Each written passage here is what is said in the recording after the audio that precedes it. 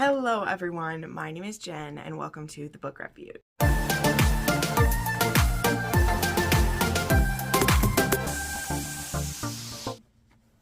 Alright, hello everyone. Welcome to my recap and review of Outlander Season 7, Episode 13, which is called Hello and Goodbye. So I want to say right off the bat before I get into the recap details, the comparison and review part of this one is probably going to be significantly shorter than in the past because I'll just be honest, while trying to find all the scenes that match, it was a lot more difficult with this episode than it has been with some previous ones. And we'll get into why that is. And I don't necessarily have awful things to say about deviations and change. It doesn't annoy me the same way as things in previous seasons have. And maybe that's just because the show has built up a lot of goodwill with me this season and in the beginning of the season, because I just really trust them at this point. And I gotta tell you, a couple seasons ago, I didn't. I was always watching with trepidation and I was scared what was gonna happen. And I can see the puzzle pieces they're pulling together and how they possibly are planning to round out this season. And it's very clear to me what things they find the most important. And again, we'll talk about that in that section. And those things that they find the most important are things that I also find most important. So other people who are consuming this may not, that's why this is my personal review. I'm not holding this to any certain scale or thing except my own mind. So there's that. But anyway, as usual, I'm going to do first a recap, going through the scenes there were. Then I will do a bit of a comparison between the book and the show, what things they're leaving out, what order might be changed, all those things. And then I will do a rating at the end of how accurate I think it is. So without further ado, let's get into the recap. And this one was pretty cool. So we didn't end up doing a full episode of Bree and Roger, of Bree and the kids and Buck and Roger. And that's all right. I'm glad we fit in some of these other things as well, because again, where I think we're going with the next episode, we're not going to maybe have time for as many of these personal little moments. So the cold open of this one starts with Buck and Roger are still looking for Jem, and there's a bit of discussion about because the area that they're in right now is the same area that they're in back home, and they're kind of wondering actually where Jeremiah, the eldest one, where he might have come through and how he might have got there. And so there's some discussion about, it gets brought up about how Bree had mentioned she had heard the buzzing under the dam. And Roger points out that that dam didn't get put in until the 1950s. So if Jerry went through in the 40s, that dam wouldn't have been there yet. There just would have been the stones. And so there would have been nothing stopping anyone from stumbling into them. So that's an inference that he's making, and they're on the way to try to find him.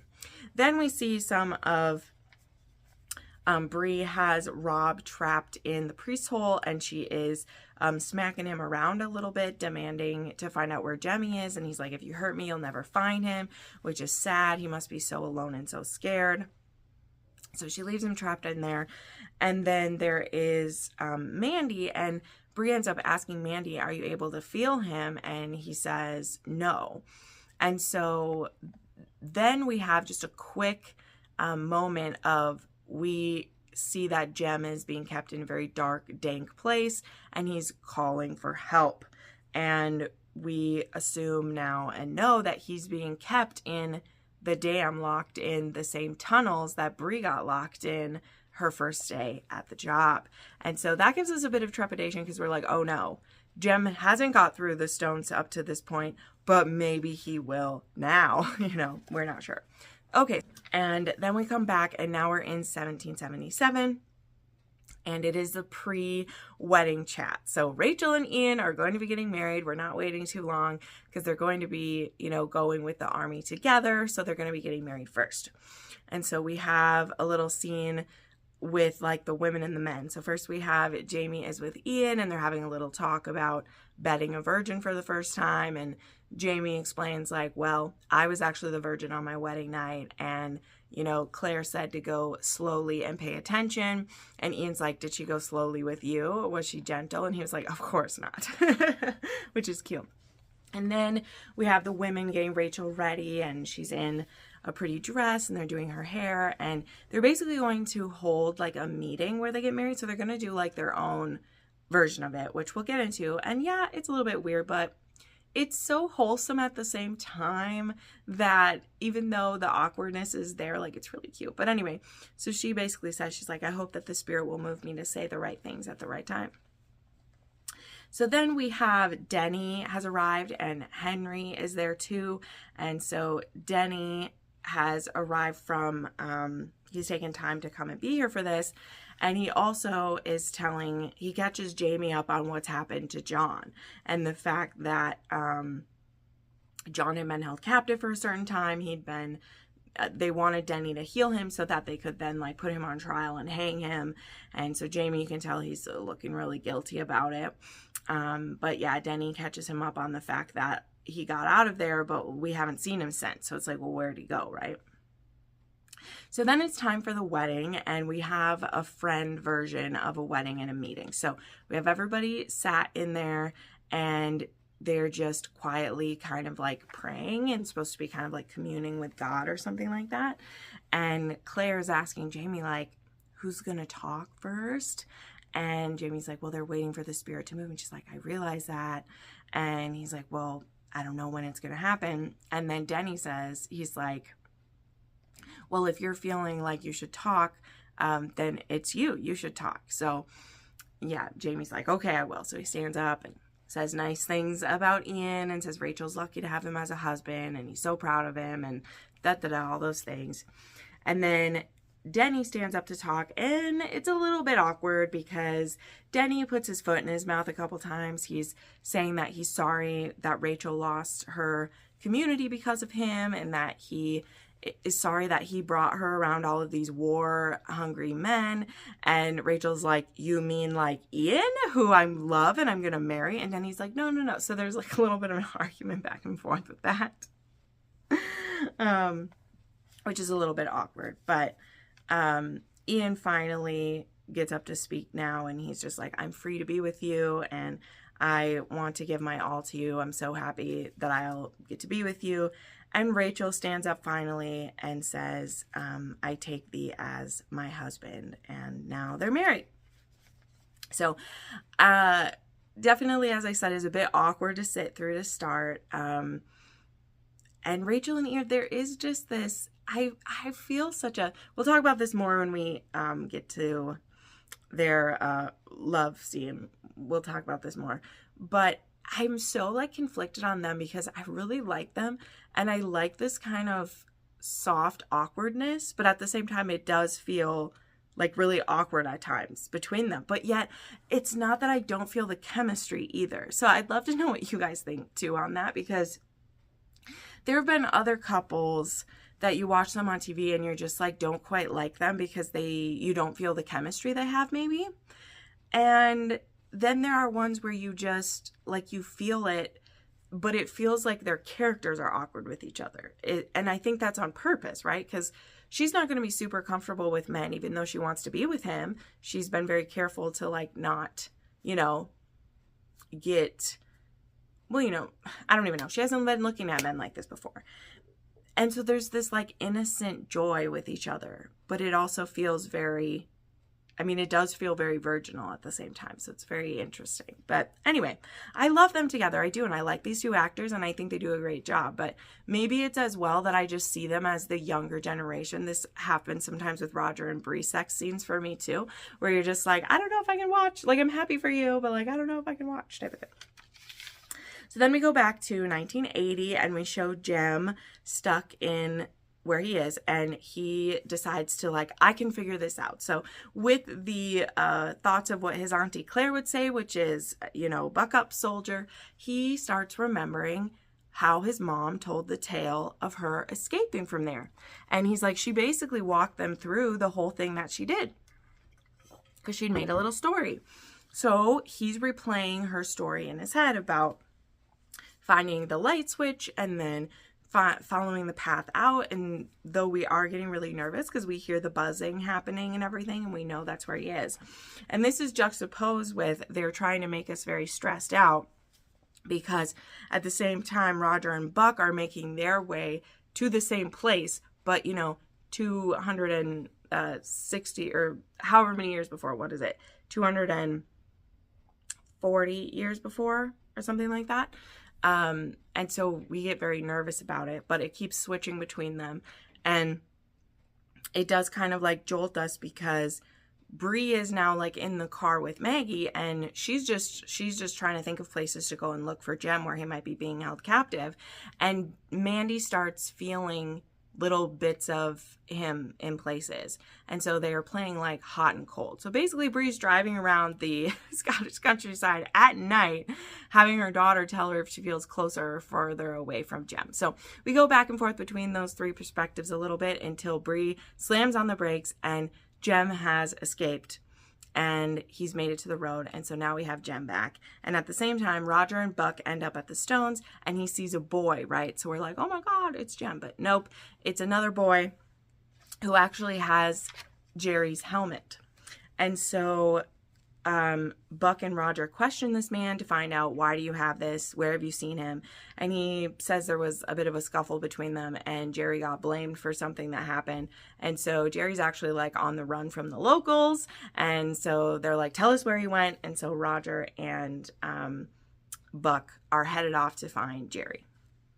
Now, in 1777, we do have the wedding night for Ian and Rachel. So as I said, this is like hard to watch a little bit just because they feel so young to me. Like, I know they're not, but it's just like in a mental game thing. But I found it, especially when I watched the second time, because the first time I did skim it a little bit because I knew I'd come back and rewatch it to take my notes. And I was a little bit like nervous about it, but it ended up being like so sweet. And I love when he's taking off. And the other thing, I don't always notice this, but I noticed that Ian and Rachel have their own score now. They have their own song. And it sounded so beautiful. I wonder if any of you guys noticed that. I noticed it on the second time because, again, I don't always pay attention to the music. But it was their own, like, piece. It sounded so good. I loved that. And they were so sweet together, tender and beautiful. Ian's being so tender. Her being a little bit bolder because she's excited about it. She's not some like virgin who's scared. She's like, I know it's supposed to hurt, so let's get it out of the way. Like, I'm ready. And I love that type of stuff. So cute. But then we switch over to Jamie and Claire, who are in Claire's room, and she's sleeping and Jamie's sitting up in bed, and she wakes up and she's like, what's the matter? And he's like, it's this room. It's really hard for me to sleep in. And Claire's like, if you don't hold it against me, you can't hold it against him. And he's like, yes, I can. I do hold it against him, but I don't want him to die either. And he feels really bad about the fact that, his temper kind of got them in a tough place and they don't know what's happened. And he also is asking Claire, afraid about what William thinks of him and all these things. And Claire's saying like, he's gonna get over it eventually. And he's like, it's because I see a lot of you in him, and this was just a lot for him to handle. It isn't over. It's only been a couple days, like, for real. Life is long. And then we get just one little scene of Lord John being awakened by a gun. And I meant to say this, but I didn't grab the green book again because we are pretty firmly now in this one. But the one scene I said that they hadn't shown at the very end of Echo was of this scene of him being awakened by a Continental officer, and he makes up a story that he was kidnapped by the British and he escaped. So he's told a bit of a fib, and he said, I was on my way to volunteer. I was on my way, right? And so this general, who we're not quite, like, you can tell he's not sure if he believes this man or not, but he's like, well, okay, you found the right people then. So John is going to be taken in by the Continental Army, and we'll see what happens with that next episode, which is also where Jamie's on his way to be a general, but we'll get to it. Okay, so then we go to 1980, and I'll move through this stuff a bit quicker here. Now that she has Jem, the phone lines had been cut at their place. So they pick up the police and bring the police back to their place. And of course, Rob is no longer in the priest's hole, though it is still locked and shut. And she knows someone let him out.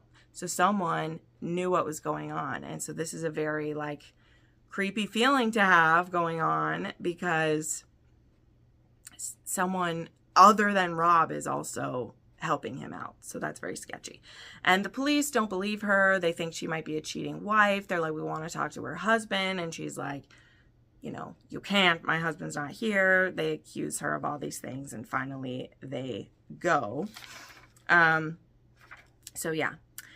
Then we go back to 1749 and we have Buck and Roger finding Jeremiah. They find him and he has like a limp and he's scared and he's trying to run, and Roger is saying like, don't go. I'm from the future too. He spills out a few bits of information of like who the current queen is in his time, that it is, you know, George's daughter who's the queen now, and saying when he was from and everything. And so that gets Jeremiah to trust him a little bit.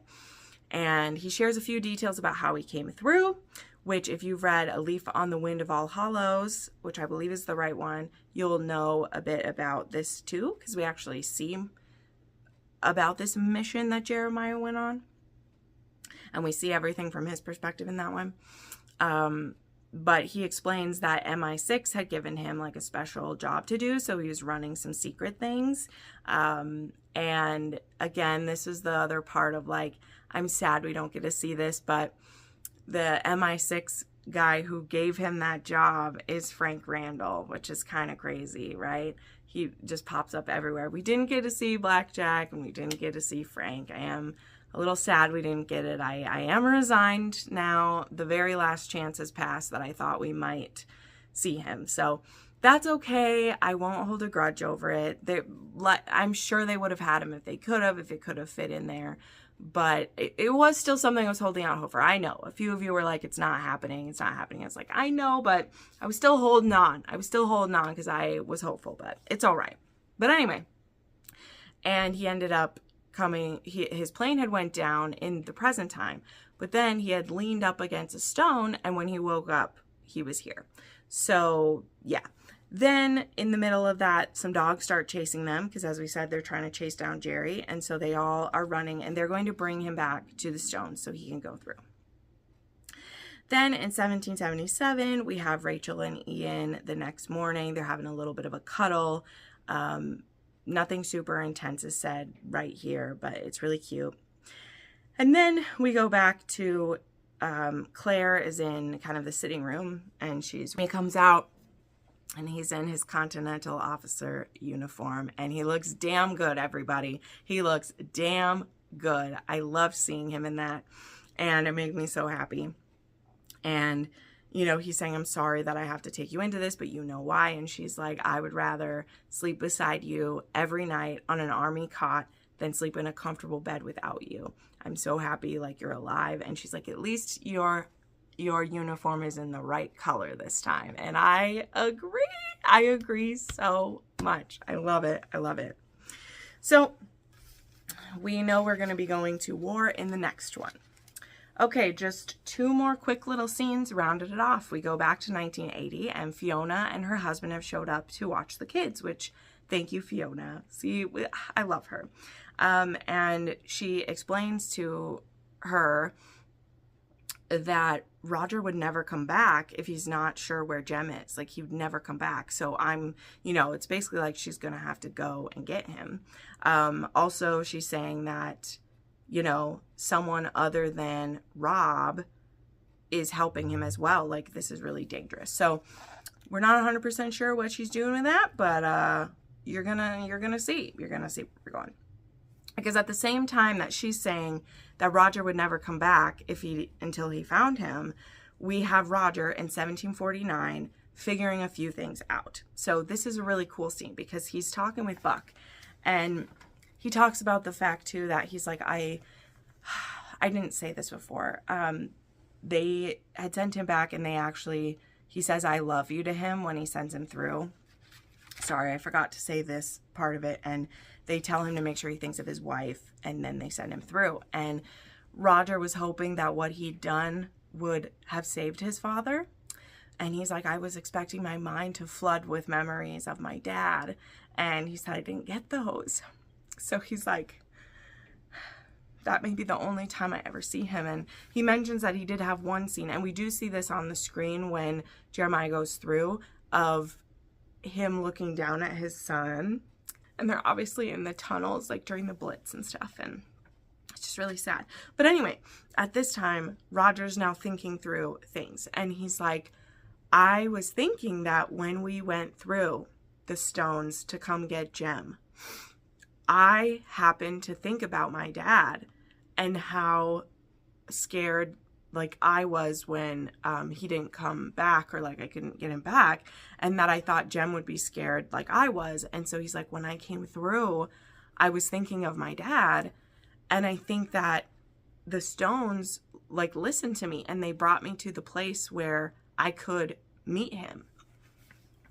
And so then he leads that next to, well, maybe it was only my dad that they were bringing me to, not my son. And if that's the case, maybe Jem isn't here anyway, which is obviously true. But that's where we end the episode with that. So yeah, that is the recap of that episode. And let's get into the book scene part of this. And then I'll give a rating and I'll tell you what I think is coming next. So as I said, this one was a bit difficult for me when I was pulling the scenes. As you know, when I did the one last week, I went through and I was able to pull up literally scene by scene everything that was in the episode. And again, with this one, there are mostly all scenes that show up in the book at some point. Definitely still able to say that. But we did jackknife and jump around way more through this book than we have with almost any of the other episodes. And so I wasn't able to pull out every single one this time. But scenes that do exist, as I said, the one with John getting caught, that one is in there. There is Jem escape. I was wrong too, what I just said. Them getting him isn't in book 7. It's at the end of part 1 is where that happens. So I misspoke about that earlier. But some of these scenes come from part 2 in the book, which is the meanwhile back at the ranch. And that covers mostly the stuff with Roger and Buck first arriving, which we touched all the way back in like episode, 11 or whatever. And it also covers the stuff that was in this episode, which is Jem finding his way out, Bree getting him, and like the police coming. That stuff all happens in that part. So those things were shown to us on the show at a different time than they were in here, but they still all happen, And then I'll just go to the other part of theirs. The scenes where they find his father happens all the way into, it's on page 580, where he finds him. And so we've skipped ahead. Now we're skipping ahead the stuff with Jamie and Claire, because like I said, each part like switches between either Bree and Roger or Jamie and Claire. So page-wise, in that storyline, it's not skipping that far ahead. We skip a bunch of stuff from the past, but it does jump all over. So the scenes where he's talking to his dad, him and Buck, and then them sending him through, all of those interactions happen in literally just 2 pages. From the time they find Jerry to the time they send him back happens just like that. Like, it goes so quickly. And now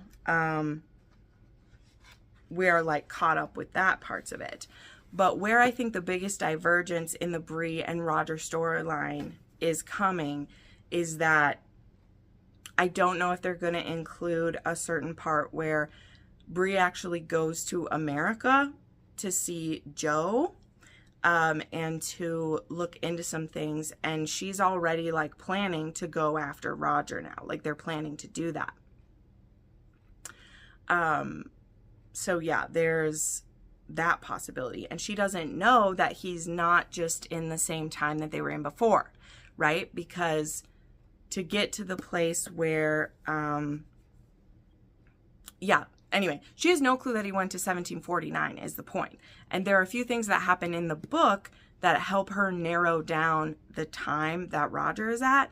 And it's just so confusing. So I'm sorry that I sound confusing, but the book is confusing in that aspect too. Like, I knew that it was gonna be. So this is why, like I said at the beginning, they are picking and choosing certain aspects of that storyline, but like they kind of have to, because it's so all over the place. And like, it's so fun when you're reading it, because you're like, oh my gosh, she's figured this out. Like, there's a letter left for them. Like, he's seen her family. Like, he sees Blackjack Randall. Like, he sees his dad. Like, all of those things are so fun when you're reading them. But translating those into something coherent for the show, I can understand why that is very confusing. So I don't really like fault them for it. And it's, again, the scenes that they show are pretty book accurate. They're just all like a Tetris game of where they fit. Okay? Okay, let me put that up. Now, where some real divergence comes in with the timeline is actually in the 1777 timeline, because we have, Ian and Rachel getting married pretty early on in this episode, whereas in the book, the battle that they're going to go into and everything actually happens before that. And so we're up to... in here, we're up to the point where there's supposed to be the battle happening, and we have Claire and Rachel and Denny going with, and then Ian and Jamie are doing like fighting stuff, and it isn't until after that section of the book that we do the wedding stuff. So they've done the wedding stuff first, but again, the scenes they have are pretty accurate, except, as I mentioned before, Dottie hasn't existed so far. So it's actually a double wedding that happens in the book. Both Rachel and Denny get married at the same time when it happens. And we don't have a Dottie. So that's a bit different. But like the love scene they have is the same. And their cute little moments are the same. But it's all shuffled around. So that is where, like, comparative to the last episode, which they pretty much just went straight through a chunk of the book in that one. This one, it's still more book accurate scenes, but we're a bit jumbled around. So again, sorry that was a little bit scatterbrained, but that's how I felt with this. So I don't think there was anything horribly like wrong other than the shuffling of time. So yeah.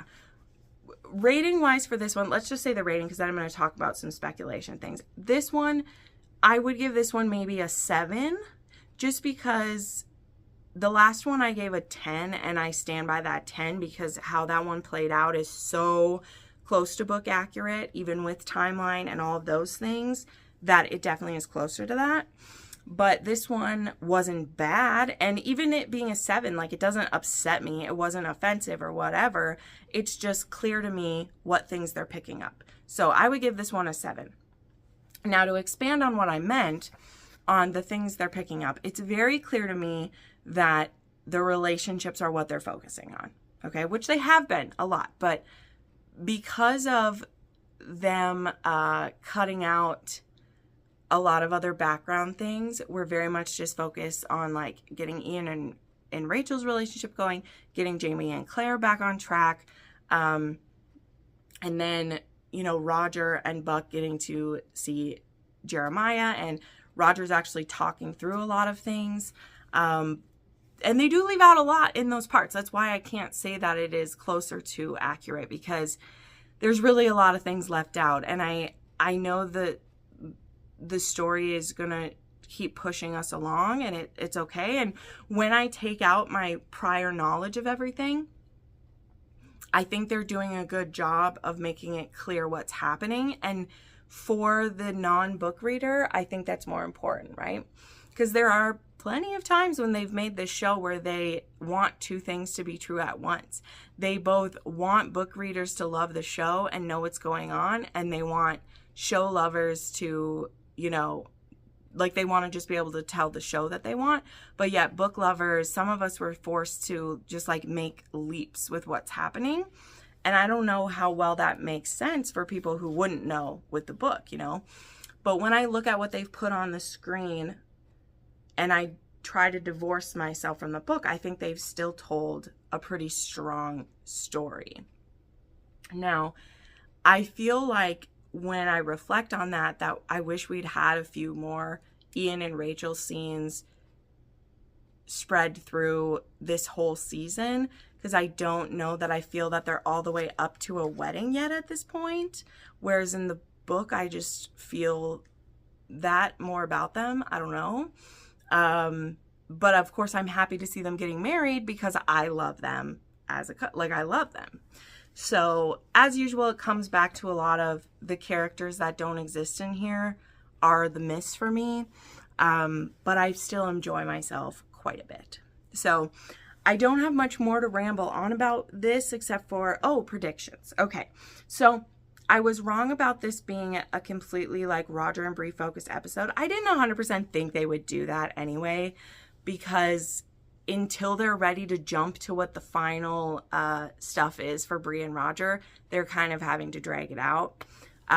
There is a final big thing that happens for them, and it's not story time yet in the other timeline for us to do that. So I think we may, I don't know if we'll have too many more clips from them until we're ready to do that. I don't know. Maybe. Like I said, I think it depends on if she has him go to America, if she finds a letter that he leaves for her. Like, I don't know. I don't know about that. We'll see. But I know, we're going to be getting back into the war stuff. And I do stick with, based on some things I've picked up from storyline wise, I think that most battle stuff we're going to do is going to be in the next episode, because by the end of that episode, which I believe this next episode is the one written by Diana. I don't have that written down somewhere, but I'm pretty sure it's episode 14 that she was writing.